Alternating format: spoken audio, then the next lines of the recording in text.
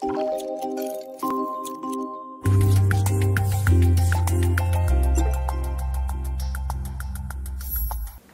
à toutes et à tous, je me présente Tristan Miraud, je suis professeur de médecine vasculaire à l'université Paris-Cité et je remercie la filière FAI2R pour cette invitation en webconférence pour vous parler du diagnostic de l'artérie de Takayasu. Je suis également coordonnateur du réseau de centres de référence maladies artérielles rares au sein de la filière FAVA-Multi. Voici mes potentiels conflits d'intérêts. L'artérite de Takayasu, c'est une vascularite, donc une inflammation vasculaire qui va toucher préférentiellement la partie externe de la média, la limitante élastique externe et l'adventice surtout, avec la présence de cellules géantes, plus ou moins de granulomes, et affecter les artères de grand calibre, c'est-à-dire l'aorte et ses branches.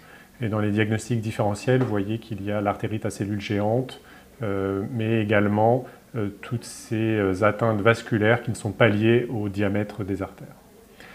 Dans les critères récents de classification publiés en 2022 conjointement par la Société américaine de rhumatologie et la Société européenne de rhumatologie, on voit qu'on peut porter le diagnostic d'artérite de Takayasu chez des patients avant l'âge de 60 ans, en présence donc d'une inflammation vasculaire. Dans cette cohorte qui avait permis de réévaluer les critères de classification, vous voyez quand même que 3/4 des patients avaient moins de 40 ans. Et ça reprend des données d'une grande série coréenne où la majorité des diagnostics sont avant l'âge de 40 ans. Et vous voyez aussi un ratio en faveur des femmes qui sont 5 fois plus fréquents que les hommes. Ce qui détermine du coup un des critères également diagnostiques. Vous voyez que le sexe féminin est en faveur du diagnostic.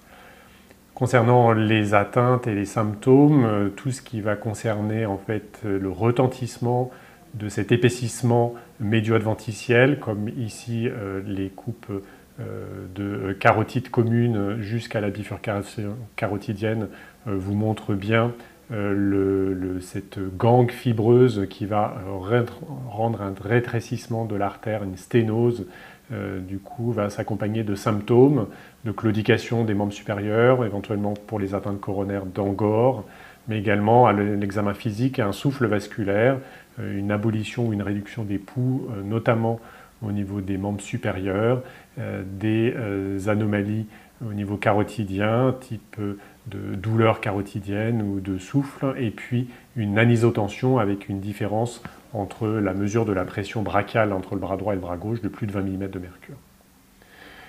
Ce qui n'est pas pris en compte dans les critères de classification récents de l'ACR et de l'ELARS, c'est la présence d'un syndrome inflammatoire biologique. C'était présent dans les différentes critères et classifications antérieures, avec notamment la vitesse de sédimentation, qui n'est guère plus utilisée désormais, mais on a l'élévation de la CRP et des marqueurs plus longs comme le fibrinogène ou le rosomucoïde dans les phases actives ou inflammatoires de la maladie. Enfin, l'imagerie a une place prépondérante dans le diagnostic de l'artérite de Takayasu. Les atteintes artérielles touchent l'aorte et ses branches, puisque c'est une vascularite des artères de grand calibre. Et vous voyez que ceci a bien été pris en compte avec la diffusion des atteintes artérielles qui pèsent dans le diagnostic, ainsi que l'atteinte symétrique des atteintes et des différents sites. Les sites sont listés ici pour le compte des points. Vous voyez que chaque carotide compte pour un site, ainsi que les subclavières. Ensuite, il y a l'aorte thoracique, l'aorte abdominale, l'artère mésentérique et chaque artère rénale.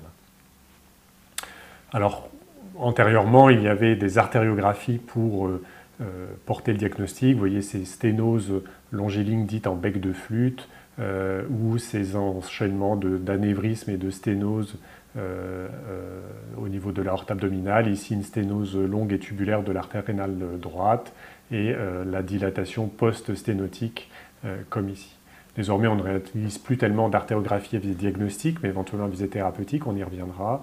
Les modalités d'évaluation au diagnostic sont sur la base d'échodoppler artériels qui permettent de voir l'épaississement de la paroi avec un signe dit du halo ou un signe du macaroni, puisque cet épaississement est présent tout le long de l'artère de façon longitudinale et circonférentielle et est plutôt hypoéchogène en échographie.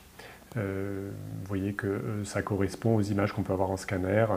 Voilà. Ensuite, sur l'évaluation de l'activité inflammatoire de cette paroi, ont été testées des modalités en fait, d'échographie rehaussée par produit de contraste avec l'injection de bulles. On peut voir passer un peu ces bulles dans la paroi. Il y a des nouvelles modalités maintenant de microscopie par ultrasons utilisant des techniques d'échographie ultra rapide qui permettent, tel qu'on l'a publié récemment, de visualiser vraiment l'ensemble des micro-vaisseaux de la paroi artérielle. La modalité la plus fréquemment utilisée pour les artères aortes et artères viscérales, c'est l'angioscanner qui permet de bien visualiser cet épaississement longitudinal tout le long de l'aorte ici, également au niveau des carotides, de l'aorte abdominale sous-rénale et la sténose avec cet aspect filiforme ici de l'artère carotide gauche.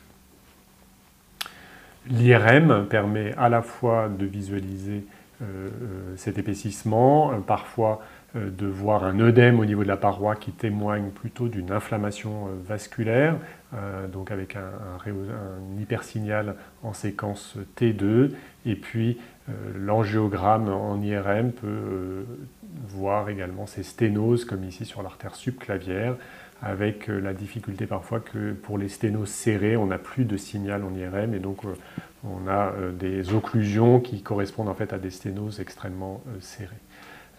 Tout comme au scanner, on peut mesurer le rehaussement après injection de produit de contraste, donc produit de contraste iodé au scanner, gadolinium en IRM, qui témoigne d'une vascularisation et donc d'une inflammation de la paroi artérielle.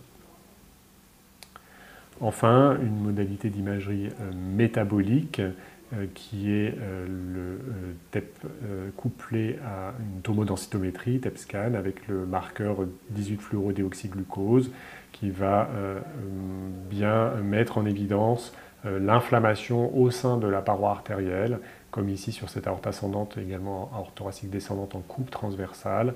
Et cette hyperfixation va régresser sous traitement, témoin d'un contrôle de l'activité inflammatoire de la maladie sous le traitement instauré. On voit ici sur le corps entier l'inflammation au niveau des artères subclavières qui disparaît, ainsi qu'au niveau de l'aorte thoraco-abdominale qu'on ne voit plus après l'instauration du traitement. Alors, il peut y avoir un peu de discordance entre l'évolution en TEP scanner et l'évolution biologique.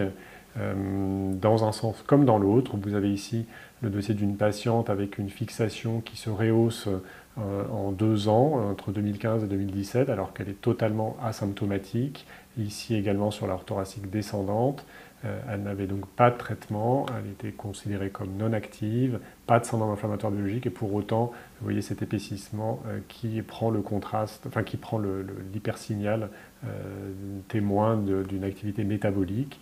Et puis, vous voyez ici la concordance entre le TEP scanner et la CRP rapportée par Barra en 2018, où il y a quand même une hétérogénéité en termes de concordance pour dire qu'une maladie est inflammatoire sur le plan biologique, tout comme sur le plan métabolique en TEP scanner.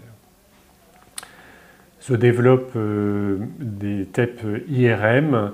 Alors sa place n'est pas encore clairement déterminée. En IRM, comme je vous l'ai mentionné, on peut avoir des informations sur la présence d'un œdème au sein de la paroi artérielle et d'un rehaussement après injection de gadolinium.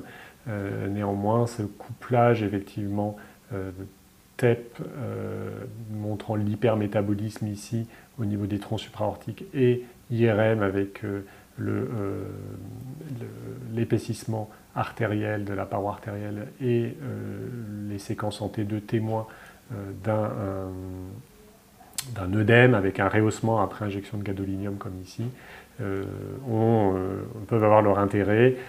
Donc dans cette étude de l'équipe d'Arsène Méquignan, sur quelques patients, vous voyez qu'il y avait une excellente concordance entre les 3 phénotypes inflammatoires séquellaires ou normales, avec TEP négative, IRM anormal pour le type séquellaire et TEP active, IRM active pour le côté inflammatoire.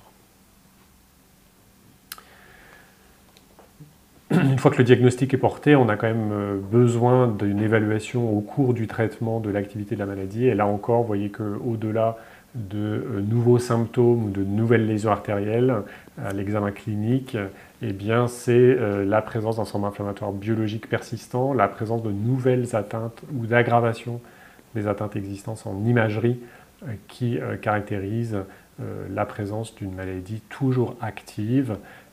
Dans les critères NIH, c'est 2 de ces 4 tableaux présents qui permettent de considérer la maladie comme active.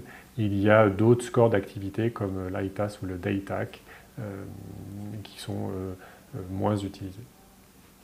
En conclusion, dans le diagnostic de l'artérite de Takayasu, on retiendra qu'il s'agit d'une vascularite des artères de grand calibre, donc l'aorte et les branches de l'aorte, que l'ensemble de l'aorte peut être atteint, ainsi que les troncs supraortiques, les artères subclavières, les branches viscérales, donc digestives et rénales de l'aorte, que cela touche les femmes jeunes avec une symptomatologie à type d'ischémie d'effort ou de retentissement au niveau des artères rénales par l'hypertension rénovasculaire ou au niveau coronarien par de l'angor, que l'imagerie est indispensable au diagnostic. Elle permet de faire la topographie des lésions, de mettre en évidence l'épaississement de la paroi artérielle et en termes de critères d'activité, d'avoir une concordance entre la biologie et l'imagerie. Ensuite, cette imagerie est nécessaire dans le suivi puisqu'elle permet de voir l'évolution ou non des atteintes selon les traitements instaurés et de permettre ainsi de définir la rémission de la maladie une fois traitée. Je vous remercie.